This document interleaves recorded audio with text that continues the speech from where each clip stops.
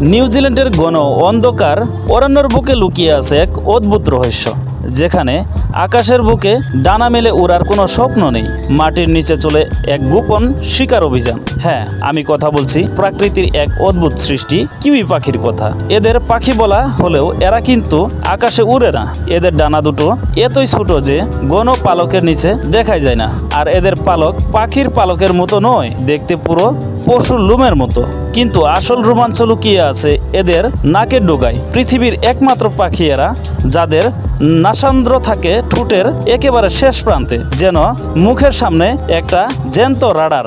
রাতের অন্ধকারে এই রাডার দিয়ে তারা মাটির নিচে থাকা পোকামাকড়ের গন্ধ শুকে নিখুঁত শিকার করে। আর শুনলে চমকে উঠবেন, এদের শরীরের তুলনায় এরা যে ডিম পারে তা ওজনে এদের শরীরের প্রায় 20%। ভাবুন একবার, যেন একটা মুরগি উট পাখির ডিম পেড়েছে। তবে উঠতে না পারলে কি হবে? এদের পা দুটো কিন্তু প্রচন্ড শক্তিশালী। শত্রু দেখলে মুহূর্তে দৌড়ে অদৃশ্য হয়ে যেতে পারে। প্রকৃতির এই আজব পাখিটির কথা জেনে কেমন লাগলো কমেন্ট করে জানাবেন।